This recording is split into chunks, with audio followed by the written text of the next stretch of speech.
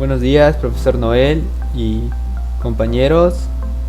Mi nombre es Paul Israel Pech Ek, estudiante de la carrera de mecatrónica en el área de automatización del quinto D. Y hoy vengo a presentarles lo que más me ha llamado la atención del primer momento de la materia de integración de sistemas automáticos. Primero, podemos hablar un poco sobre cómo inició la automatización. Mucho antes de que ya existiera la revolución industrial y todo lo que nos llevó a lo que tenemos ahora, creo que realmente el humano siempre ha tratado de automatizar todo lo que hay a su alrededor y para facilitarse la vida. Y como podemos ver un pequeño ejemplo en la imagen, eran máquinas completamente mecánicas que por poleas, bandas y todo ese tipo de cosas podrían hacer movimientos, como por ejemplo los molinos, que de cierta manera automatizaban los procesos de la molienda, valga la redundancia, aprovechando el movimiento del viento, usando más que nada el ingenio. Sin embargo, todo esto en todo ese tiempo ha avanzado demasiado, hasta como ahora que ya podemos ver líneas completas que se hacen completamente automatizadas, como las líneas de carros, que son uno de los ejemplos más fáciles de encontrar hoy en día, ya que realmente el personal humano en lo que es el ensamble de los automóviles es muy reducido.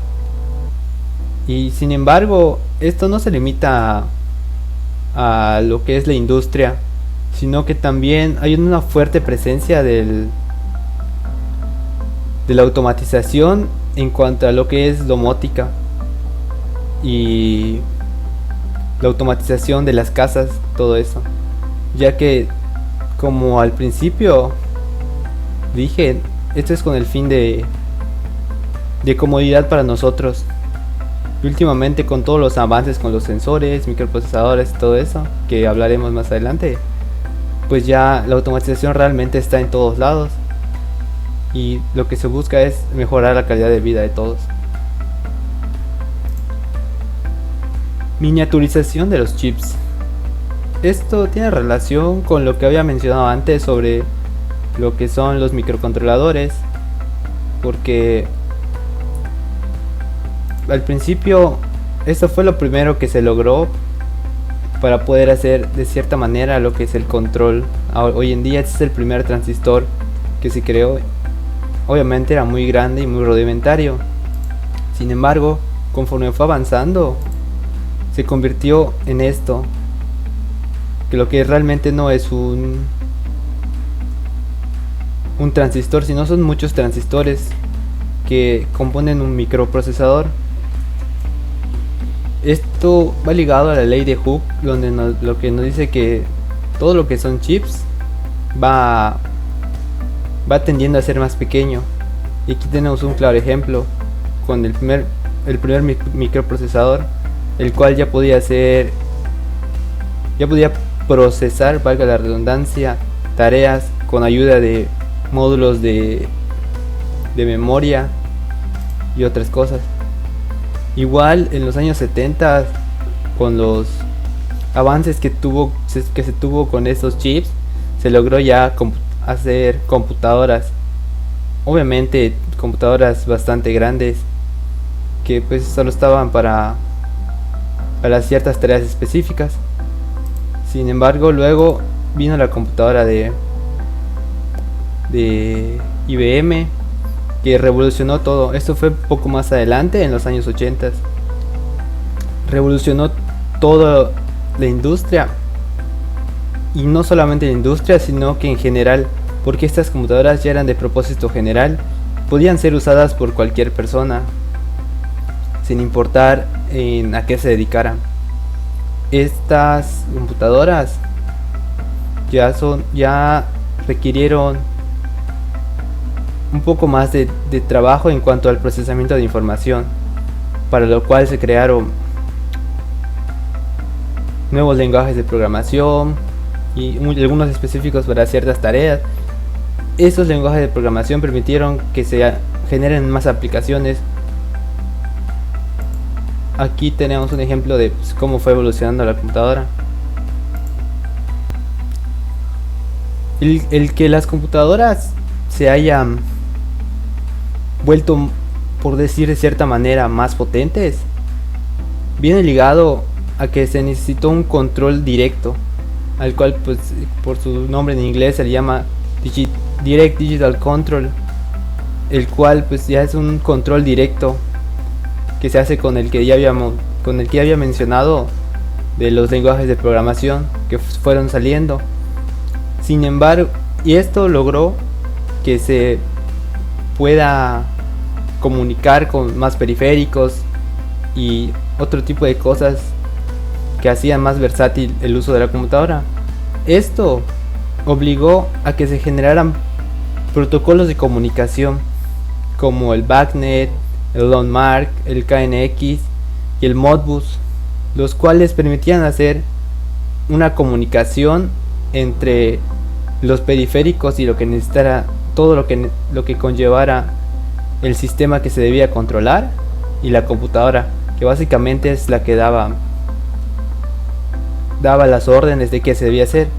Computadora, llámese microcontrolador o un microprocesador, claro, con sus demás componentes que lo harían funcionar como una computadora.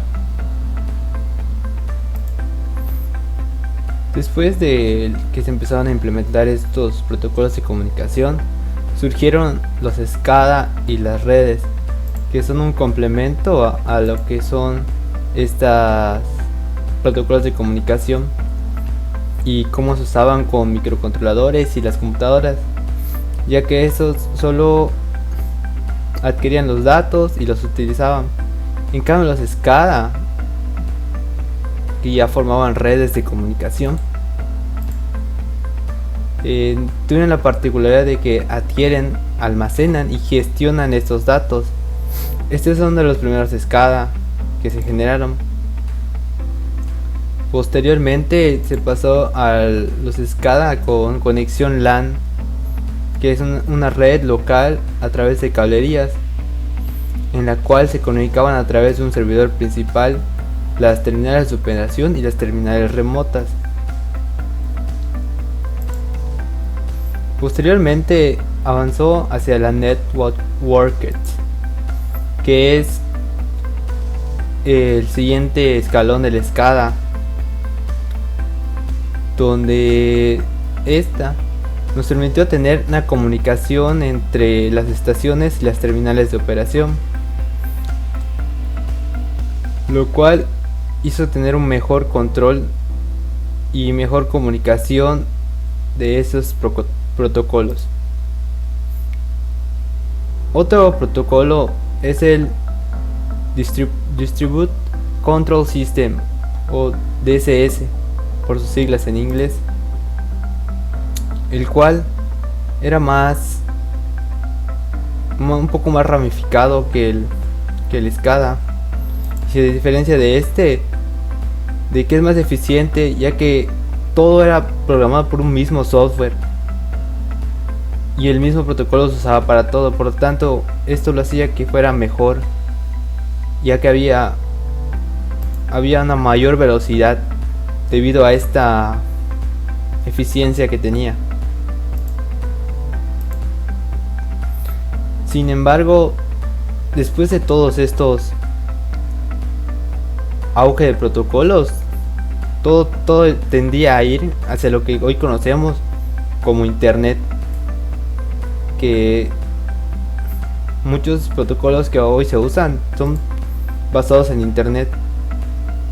Sin embargo, antes de que existiera como tal la conocemos hoy, la del Internet, pasó algo muy curioso, que fue la simbiosis entre el hombre y la computadora, donde, como ya habíamos retomado antes, surgieron las primeras computadoras, y el hombre empezó a interactuar con estas. Al igual que surgieron las primeras redes, esto alrededor de los años 60, donde tenemos un ejemplo de la primera red, en la cual era todo sobre un punto, sobre un mismo punto, y se enviaba la información hacia los demás puntos. Posteriormente tenemos el siguiente, que fue donde habían varios puntos sobre los cuales se comunicaban entre ellos, y a su vez esos grandes puntos comunicaban a pequeños puntos. Sin embargo, estas redes aún tenían ciertas ineficiencias, hasta que se tomó la idea de distribuir todos en pequeños puntos nada más, interconectados entre todos. Posteriormente llegó el IMP, que es una interfaz procesadora de mensajes, el cual es el tipo de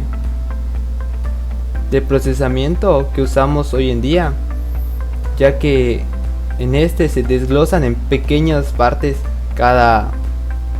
todos los datos que obtenemos y los enviamos así, para que cuando regresen se vuelvan a compactar y podamos leerlos. Aquí tenemos ejemplos de cómo fue evolucionando las primeras redes de comunicación en Estados Unidos, donde empezaron entre pequeñas hasta que terminó abarcando todo Estados Unidos y pudo incluso conectarse con Inglaterra.